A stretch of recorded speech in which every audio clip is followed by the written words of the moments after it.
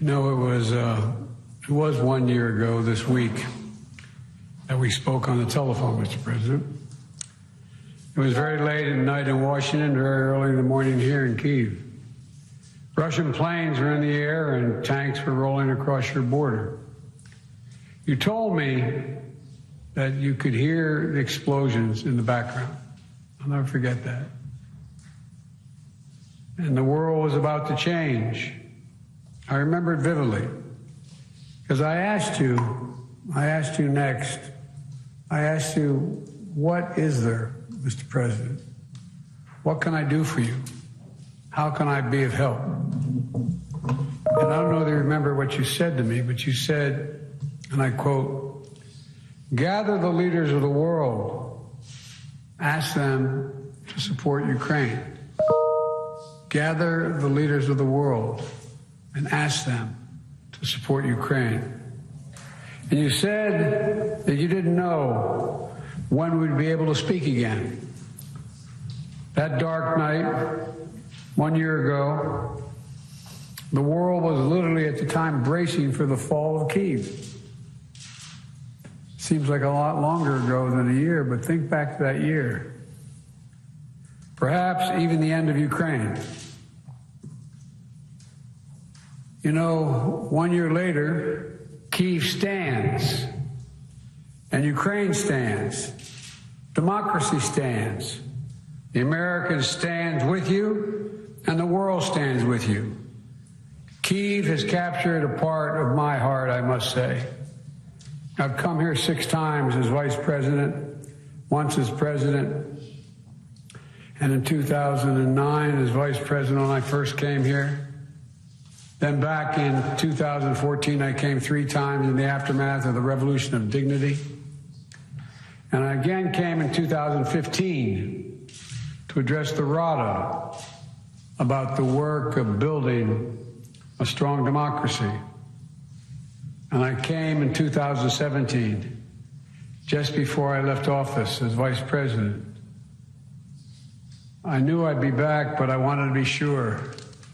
Even though the election were over, Barack and I were out of office, I decided to make one more trip before the next president was sworn in to Kyiv.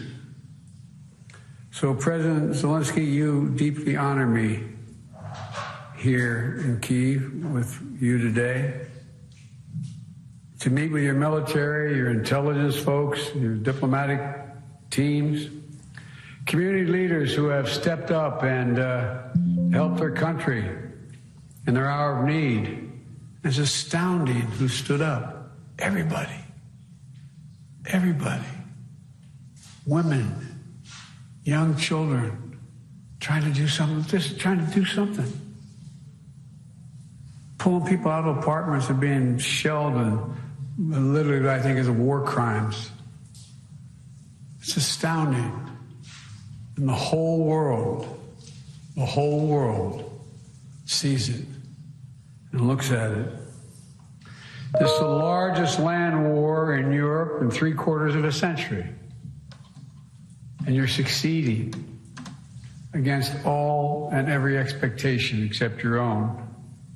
We have every confidence that you're going to continue to prevail.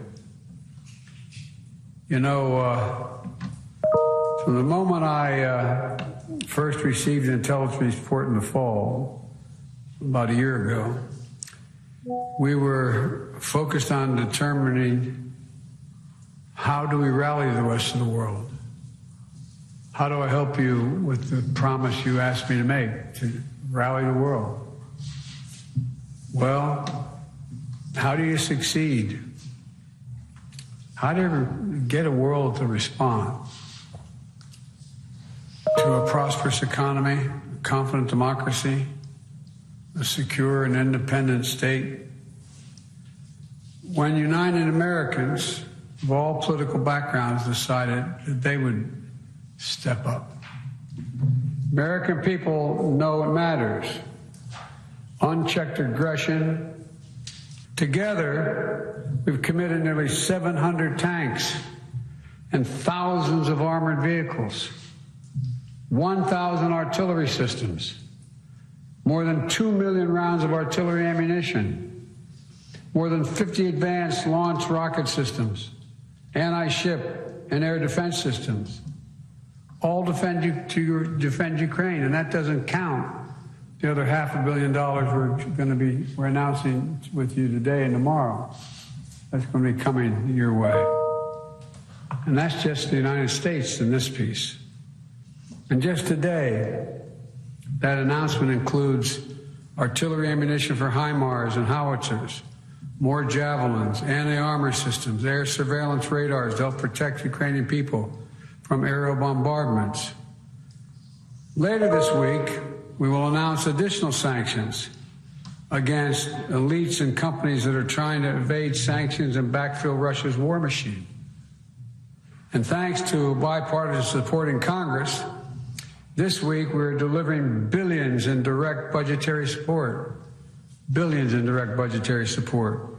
which the government can put to use immediately and help provide for basic services of citizens. The cost that Ukraine has had to bear has been extraordinarily high, and the sacrifices have been far too great. They've been met, but they've been far too great. We mourn alongside the families of those who've been lost to the brutal and unjust war. We know that there'll be very difficult days and weeks and years ahead. But Russia's aim was to wipe Ukraine off the map. Putin's war of conquest is failing. Russia's military has lost half its territory it once occupied. Young, talented Russians are fleeing by the tens of thousands, not wanting to come back to Russia. Not just fleeing from the military, fleeing from Russia itself, because they see no future in their country. Russia's economy is now a backwater, isolated and struggling. Putin thought Ukraine was weak and the West was divided.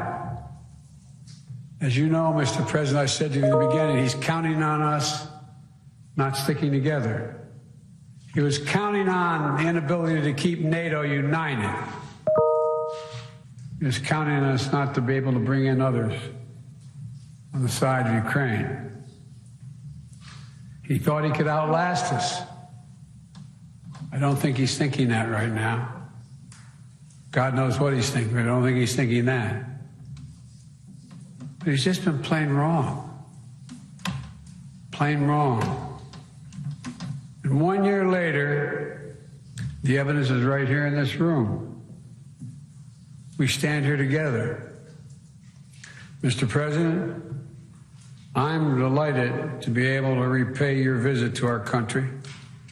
In Washington, not long ago, you told the Congress, quote, "We have no fear, nor should anyone in the world have it," end of quote. You and all Ukrainians, Mr. President, remind the world every single day what the meaning of the word courage is. From all sectors of your economy, all walks of all life. It's astounding. Astounding. Remind us that freedom is priceless. It's worth fighting for as long as it takes. And that's how long we're going to be with you, Mr. President, for as long as it takes. We'll do it.